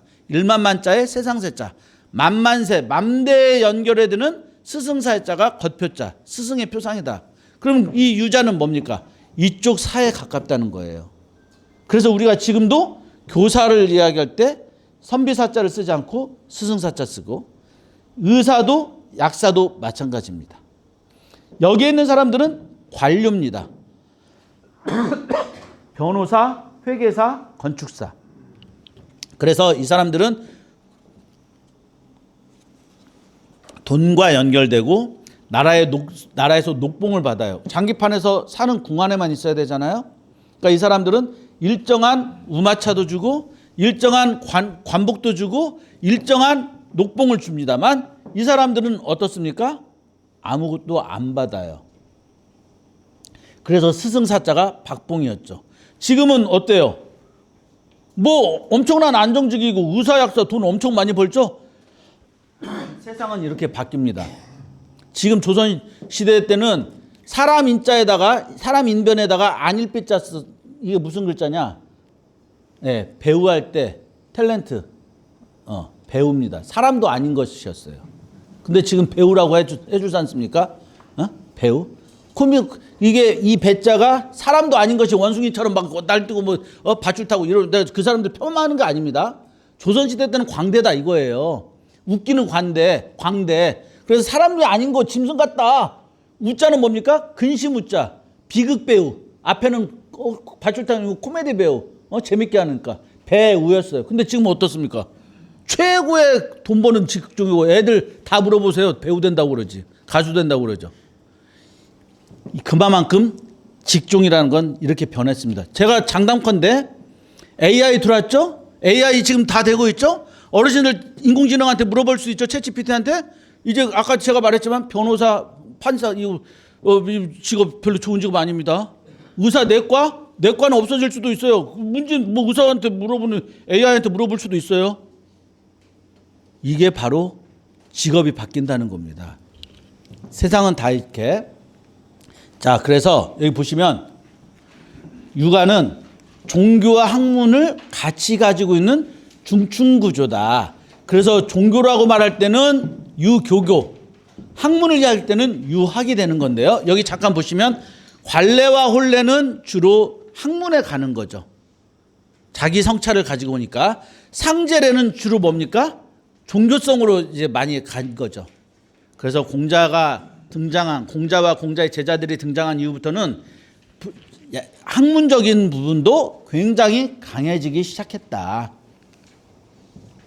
예, 여기 보시면 아까 제가 말씀드린 종교의 전당은 이제 대성전이라고 그러는데 여기 잠깐 보시면 이거 누구의 글씨냐면은요, 임진왜란때 불타가지고 원래는 누가 썼더라? 성임이랑 여기 창녕성씨를 가진 성임이란 분이 썼는데 무관이에요. 무관이 원래 그 대성전을 서울 성중관 대성전을 썼었는데 불에 타가지고 없어졌는데 그걸 본뜬입니다. 그러면 그 글자를 어떻게 알고 본뜨겠어요? 옛날엔 탁본을 해놨어요. 탁본을 해놔가지고 누가 본뜨느냐? 예, 잘 아시죠? 한석봉이 옛날엔 종이가 귀하니까 그 탁본한 글씨를 보고 그대로 저거 임진왜란 이후에 저걸 다시 베껴야 되는데 종이가 귀하니까 땅바닥에다가 막 수도 없이 썼다가 지우고 수도 없이 썼다 지우고 해서 글자를 본떠서 이게 쓴 겁니다. 그러니까 이게 한석봉의 서체가 아닙니다. 이거는 누구의 서체예요? 성민이란 분이 서체예요. 그대로 이게 쓴 겁니다. 그래서 지금 이 대성전은 서울은 앞에 와 있어요. 이렇게 대성전이 앞에 와 있는 문묘는 전국에 딱 세 군데밖에 없습니다. 서울, 그 다음에 전주희 씨가 나온 이성계 전주희 씨가 나온 전주, 그 다음에 제주의 지형상 제주. 딱 세 곳만 대성전이 앞에 와 있고 거의 다 명륜당이 앞에 와 있습니다. 자, 이거는 제사와 관계된 거고요. 그래서 여기에 이제 위패가 다 모여 있죠. 그래서 여기에 위패가 모여 있다는 것은 정승 10명 죽어도 대제학 1명만 못하고 대제학 10명 죽어도 문묘에 배양된 현자 1명만 못하다. 결국은 누가 최고입니까? 저기 문묘에 배양된 인물이어야 존중받는다는 거예요. 그리고 제가 뭐 다른 분들이 오셔서 어떤 강의를 하셨는지 모르겠는데 이 문묘에 배양되는 거 가지고 싸움이 엄청 많았습니다. 조선시대 때. 율곡이 지 엄마 사암당 죽고 엄마 죽으니까 머리 깎고 금강산에 들어갔어. 그 스님이야. 그 중이야. 어떻게 여기다 배양해? 그래서 율곡을 내려야 되느냐 올려야 되느냐 엄청 싸우다가 이제 결국은 올라갔죠. 이게 싸움이 많이 일어납니다. 그래서 이 문묘라고 하는데 어르신들은 요것만 아시면 되겠어요. 이 문묘는 문선왕 묘라고 그래서 문묘입니다. 문선왕. 제가 아까 뭐라고 그랬죠? 문의. 수도 없이 많은 사람들의 다양성. 그 다양함을 보편주의, 인문주의 문화를 베풀어 주신 분이 바로 공자다. 그런데 재밌지 않습니까? 공자는 농부의 아들인데 왜 왕이에요? 이거 누가 만들었어요? 공자는 농민의 아들인데 엄마는 안징제 편안한 한자가 아니라 얼굴 한자. 사람 죽으면 얼굴 구멍 이거 닦고 구멍 막아주는 그 장의사 집 딸이야. 아유 농민의 아들이고 뭐 장의사 집 아들인데 왜 왕이 됐죠? 사마천이가 진시황 망하고 춘추전국 시대 통일한 진시황 망하고 한나라 세우고 사마천이가 아니야 법으로 하면 다 잘 될 것 같지만 이 지구상에서 최고 짧은 단명 왕조가 진시황이야. 50년도 못 가고 망했어. 사마천이가 아버지가 죽으면서 야 이제 노장 사상으로 아까 개미들 가는 거 봤지? 자연을 이렇게 따라가 노장으로 가야 돼. 아니에요 아버지. 제가 보기에는 공자맹자로 가야 될 것 같아요.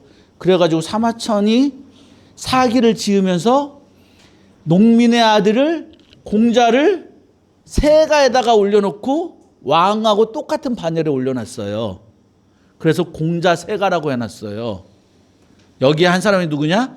진승세가 진섭이라고 해서 농민. 너네들 농민 무시하지 마. 아이러니하게도 아이러니한 것보다도 참 희귀하게도 이 중국 왕조들의 몰락은 다 농민 반란에 의해서 망합니다. 그래서 사마천이 이야기한 대로 진행이 돼버렸어요. 그래서 문선왕묘, 공자묘, 선사묘, 성묘 이렇게 되어 있는데 우리는 이거를 문묘라고 그러고요. 여기 아까 보셨지만 공자 제자가 같이 있고 여기 보시면 여기 보시면 한나라 고조 유방부터 해서 공자묘에 가서 참배를 합니다. 제례를 지내요. 생각해 보세요. 아니 진시황 이후로 다 황제야. 이제 왕조의 개창자는 황제 유방 아시잖아요. 항우를 죽인 유방이 황제예요. 황제. 근데 농민의 아들 공자한테 가서 무릎을 꿇었다니까요. 그럼 어떻게 되겠습니까? 이제 앞으로 공자의 노노맹자 대학 중용 이 공자의 유교 사상으로 한나라는 통치된다. 그래서 중국에서 제일 장수한 왕조가 이 한나라 400년 왕조예요. 조선 왕조 500년 갔죠. 600년인가요? 자, 그 유방 이후로도 12명의 황제들이 직접 산동에 있는 공자묘에 오기도 했고요. 자기가 못 오면은 대리인도 파견했고요. 그러니까 유교를 버리지 않았다는 거죠. 여기 보시면 자, 한나라가 망하고 400년 이후에 불교 왕조 당나라가 들어섰는데 흥미로운 건 당나라는 불교 왕조입니다. 불교 왕조예요. 서역에서 그래서 당나라는 간다라 미술이라고 불상들이 많아졌잖아요. 우리 신라도 불국이잖아. 불교 불자의 나라 국자. 근데 당나라 왕조인데도 불구하고 어떻습니까? 문선왕 시호를 하사합니다. 그 문선왕 그 문묘를 의리비까게 줘요. 그런데 그 다음에 당나라 망하고 나서 진짜 성리학에 들어선 송나라 진정 때는 뭘 하느냐? 야 문선왕이라고 하지 마. 감히 그 비석에다가 더 크게 한글 두 글자 적어놔. 지성 문선왕이야. 지극한 성인 문선왕이라고 해서 비석을 더 크게 해줍니다. 당나라 비석이 요만하면 송나라 비석은 2배는 돼요. 그 송나라가 망하고 더 재밌는 건 뭐냐? 몽골 애들 있잖아요. 말만 타고 다니는 애들. 이거 글로 뭐 이렇게 저 제국을 통일하고 나서 뭐 통치제도 인재를 어떻게 선발해야 된다 뭐 이렇게 신하들이 이야기하면 나 글자 모르니까 그냥 그림으로 보여줘. 그 그림으로 보여주는 게 바로 지금 제가 이렇게 하는 파워포인트 같은 겁니다. 야 글자 모르니까 그림 그려놓고 너가 설명해 줘봐. 그리고 이 몽골 애들이 뭐라고 그러느냐? 아 그래? 그러면 지성 문선왕 아니라 앞에다 우리 2글자 더 쓰자. 대성 지성 문선왕. 크게 이루셨다 지극한 성인. 그래서 우리가 여기 대학교 가는 재수생들 들어가는 아니면 재학생들도 학원 가지만 이 입시학원 중에 대성학원 들어보셨어요? 그 대성학원이 바로 여기 공자의 가르침이 사교육에서 나온 대성학원이 여기서 나옵니다. 그래서 이 비석은 더 커졌어요. 원나라 때는. 그래서 가면 갈수록 이제 여기 보면 위패가 이렇게 되어 있는 건 여러 어르신들이 더 잘 아실 거고요. 다만 저는 지금 여기 동국 18년이 이렇게 있어요. 동국 18년이 있는데 과연 이 18년 위에 이제 또 선비들을 더 올려야 될지는 잘은 모르겠습니다만 이 국문 10철이 있고요. 자, 그 다음에 이게 명륜당이죠? 명륜당인데 제가 두 가지만 어르신들하고 한번 소통을 해보고 싶습니다. 뭐냐? 이 명륜당 글씨는요, 아까 성임의 글씨도 한석봉이 본뜬 글씨도 아닙니다. 이건 누구의 글씨냐? 예, 주지번의 글씨인데 이 주지번이 누구냐? 아, 정철, 송강 정철이라고 우리나라의 관료가 외무부, 지금으로 말하자면 외교부 장관입니다. 예, 사신으로 갑니다. 중국의 명나라 사신으로 가는데 통역관이 누가 가느냐? 송영구가 따라가요. 이름이 영구예요. 영구 없다. 송영구가 따라가는데 통역관이니까 그냥 저 밑에 숙소 하나 주고 정철은 저 위에 가서 숙소에 잡니다. 근데 이 통역관이 겨울에 잠을 자는데 조선 사람은 침대 생활 안 하잖아요. 온돌 생활 하잖아요. 나무를 떼어준다 이거예요. 명나라에서 이제 잘 대해준다고, 사신 잘 대해준다고. 그런데 방이 뜨거워서, 방이 추워서 잠을 못 잔 게 아니라 송영구가 밤새도록 나무 이 불 넣는 놈이, 결론부터 이야기하면 이게 주지번이에요. 이 불 넣어주는 놈이. 이 주지번이가 어찌나 궁시렁거리는지, 근데 중국말로 궁시렁거렸을 거 아니에요. 그래서 가만히 들어보니까 사서삼경을 외우고 있어요. 보름 내내. 아니, 그래서 송영구 이 통역관이 중국어를 아니까 통역관이, 아니, 나무꾼이 내 방에 나무를 넣어주는 평범한 놈, 노비 같은 놈인데 사서삼경을 외우고 있네? 그래서 문을 탁 열고, 너 웬 놈이야? 너 뭔데 이렇게 사서삼경을 이렇게 잘 외워? 그래. 아, 뭐, 이거 잘 외우면 뭡니까? 과거시험만 보면 떨어지는데 돈도 없고 백도 없어가지고 공무원이나 하려고 과거시험, 공무원이 이 나라니만, 공무원이면 최고지. 근데 왜 떨어져? 모르겠어요. 야, 너 내가 낮에는 가서 통역하고 밤에 나 여기 올 테니까 책 가지고 와. 너 그동안 썼던 답안지 가지고 와봐. 나 보고 나서 밤마다 과외를 해줍니다. 너희가 이러니까 너 떨어지지. 그때 과거 시험에 답안 문제가 있어. 8구문이라고. 너 앞으로 이렇게 써봐. 집중 과외를 시켜줍니다. 그리고 이제 떠났어요. 떠나고 한 5, 6년 지나서 한 차례 명나라 사신이 오고 한 차례 조선 사신이 가고 왔다 갔다 하는데 눈치채셨죠? 누가 왔겠어요? 주지번이가 왔어요. 주지번이가 와가지고, 야, 그때 그 사람 어딨어? 그 송영구라는 사람 어딨어? 송영구 정년퇴직하고 낙향해서 시골에 가 있는데요. 그럼 뭐라 그럽니까? 야, 빨리 모셔와라. 아니면 내가 가겠다. 아니, 무슨 소리야. 그랬더니 송영구 죽었다고 돌아가셨다고 이야기했다가 직접 간다고 하니까 묘라도 참배하겠다고 간다고 하니까 난리가 나서 조선에서요. 그래서 아니, 지금 살아 계시는데 너무 멀리 계셔서 그 전달이 잘못됐다. 아, 그럼 내가 가야 되겠다. 그래서 그 주지번이가 비단과 모든 행차를 가지고 가서 전라북도 전주 옆에 왕궁이라는 데가 있습니다. 거기 갔더니 송영구가 은퇴해가지고 이렇게 했는데 어디서 많이 본 사람인데 때깔이 바뀌어졌어. 그래. 너 그때 그 주지번 아니야? 제가 어르신의 덕으로 압권, 과거시험 답안지, 시험지 권자죠? 딱 빵점, 10점, 20점, 30점, 그래서 100점이 맨 위에 있으니까 이게 누를 합쳐서 압권입니다. 제가 압권으로 장원을 냈습니다. 그래서 제가 지금 몇 년 만에 저의 은사님을 찾아뵈러 왔는데 퇴직하셨다길래 여기까지 왔습니다. 그래서 주지번이가 인사를 하고 서울로 올라와서 도대체 이런 통역사나 이런 학자들은 어디서 배움을 받느냐 물어보니까 우리 조선은 성균관 명륜당에서 유생들이 공부를 한다. 아, 여기가 뭐야? 명륜당이다. 그때 그 현판이 있었는데, 야, 내가 저 송영구 어르신한테 배워서 대명나라의 장관이 됐는데 내가 여기 온 기념으로 좀 써주면 안 되겠냐? 그래서 주지번이가 이거를 씁니다. 그리고 우리가 몇몇 향조들은 이거를 따가지고 가서 글자를 이렇게 가서 붙인 거예요. 그래서 이 주지번의 서체가 있는 거죠. 자, 그런데 두 번째 제가 소통하고 싶은 건 이거예요.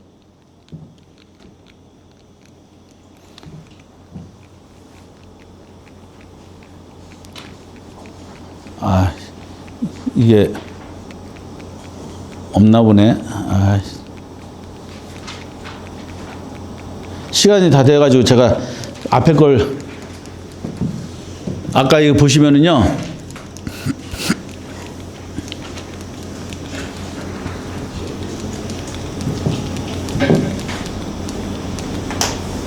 여기 있네요. 자, 이거 보세요. 같은 명륜당이에요. 같은 명륜당이에요. 좀 뭔가 다르지 않습니까? 예, 좀 이거 화면이 그랬었는데 여기하고 저희 명륜당은 문이 있냐 없냐가 다릅니다. 여기는 문이 열려 있죠? 저기는 이 문이 닫혀 있어요. 제가 왜 이걸 말씀드리냐? 우리 향교가 어떻게 되는지는 모르겠습니다만 보세요. 우리가 일제강점기 을사늑약 이후에 일본 애들이 우리나라의 이 하드웨어, 문화재를 다 침공합니다. 지금 여기 세키노 타다시, 한자는 관야정인데 이 세키노 타다시가 일개 공무원이에요. 지금으로 말하자면 일본에서 9급 건축과 9급 공무원인데 이 사람이 조선의 건물들, 일본은 어때요? 야스쿠니 신사 보면 이렇게 맞배 지붕으로 돼 있죠. 비가 많이 와요. 그래서 맞배 지붕으로 돼 있는데 조선에 와 보니까 어떻습니까? 청와대도 보면 이렇게 끝이 나가 있잖아요. 8팔자로 돼 있어서 팔짝 지붕이라고 그러단 말이에요. 그런데 이게 향교마다 다 달라요. 대성전 명륜당의 이 기와장이 다 달라요. 그래서 이 세키노 타다시가 조사를 하는데 1909년에 와가지고 야 너네 이 사진기가 없으니까 내가 그거 좀 그림으로 좀 그려서 가자. 야 안 돼. 여기 못 들어와. 성균관이 제사와 교육을 담당하는 최고의 조선의 최고의 교육기관이었는데 이 일본 애들이 이후로 어떻게 변하느냐. 일본 천황의 업적을 기록하는 글쟁이들만 여기 기자들만 앉혀놨어요. 그리고 이름도 경학원으로 바꿔요. 근데 그 전에 세키노 타다시가 우리가 자존심을 좀 부리고 있을 때 못 들어와. 그래 열쇠를 딱 잠궈놓고 열쇠 잊어버렸어. 그래 못 들어와. 그랬더니 세키노 타다시가 다음에 사다리를 올려놓고 가서 이 그림을 그리고 사진을 좀 찍어요. 사진만 찍어 갈게. 사진을 찍었더니 이게 없어요. 자, 그 다음에 30몇 년이 지났어요. 그 다음에 이 세키노 타다시가 책을 냈어요. 책을 냈는데 여기 보면 명륜당에 문이 달려 있어요. 어떤 게 진짜 명륜당일까요? 제가 보기에는 문을 닫아놓은 이쪽이 더 진짜일 것 같다라는 추론이에요. 아니 겨울에 어떻게 춥게 여기에 문을 열어놓고 공부하겠습니까? 자, 그 다음에 우리 또 소통해야 된다는 건 뭐냐? 여기는 지금 없는데 여러분들 1,000원짜리 지폐를 보세요. 퇴계 이황 선생님이 뭘 쓰고 계시죠? 복권을 쓰고 계세요. 율곡이인은 뭘 쓰고 계시죠? 대감. 예. 그거는 뭐냐? 일본의 교토대학의 오구라 기조라는 교수가 저한테 이런 말을 해요. 잠깐만. 이거 제가 가져가는 거 아닙니다. 네. 여기 보시면 여기 복권이 있죠. 이 복권이 뭐예요? 이 지금 입고 있는 옷이 뭐예요? 시무 복권이라고 그러는데 이거는 제가 지금 이름을 잊어먹었는데 중국에서 이제 소강절이가 이걸 입었다가 주자도 이걸 쓰고 입었다가 엄청 혼났다고 기록이 있거든요. 조선의 퇴계 이황의 제자 중에 한 명이 이걸 선물했는데 그 선물한 걸 이걸 입고 계세요. 근데 왜 중국에서도 이걸 주자가 입고 쓰고 했다가 혼났느냐? 이거 자세히 보면 우리 애기들 돌잔치 할 때 쓰는 복권이에요. 무슨 얘기냐? 이거는 동자승 스님들이 어린 애들이 있는 거거든요. 쓰는 거. 우리 조선은 억불숭유 유교 국가인데 아니 천하의 조선의 주자라고 하는 사람이 이걸 쓰고 이걸 입고 있네? 야 이거 뭐 잘못된 거 아니야? 이렇게 말합니다. 그런데 네, 감사합니다. 오구라 기조라는 교토대 교수가 야 너네는 명륜당도 세키노 타다시가 이렇게 다 너네들 숭례문 국보 1호라고 하는 것도 다 이렇게 우리가 다 기록을 가지고 있는데 너네들은 너네 거에 대해서 잘 몰라. 우리가 다 알려줄게. 앞으로 우리가 하는 대로 다시 또 하면 돼. 제가 일본이 창씨 개명하고 이런 것만 식민지가 아니라 저는 우리의 이런 문화재 하나도 제대로 이해 못하고 있는 게 부끄럽다 이거예요. 소통이 안 된다는 겁니다. 과거, 현재, 전통, 미래. 네. 그래서 우리 유교가 조금 더 이렇게 발전하고 뭔가를 내세우려면, 국운을 가지고 오려면 이 국민의 단결도 필요하고, 이게 바로 운명할 운자, 동일한 목적지를 가지고 동일한 대화를 하고 동일하게 달려가야 성공할 수 있는데, 그 가장 기본적인 게 우리 전통 문화다. 그래서 전통 문화에 대한 관점을 조금 더 새롭게 가졌으면 좋겠다라는 의미로 오늘 소통이라는 주제로 가져와 봤습니다. 시간이 다 돼서 오늘 이것은 마치고, 오늘 건강하시고 한 해 마무리 잘 하시고 내년에 건강한 모습으로 다시 뵙기를 소망하겠습니다. 감사합니다.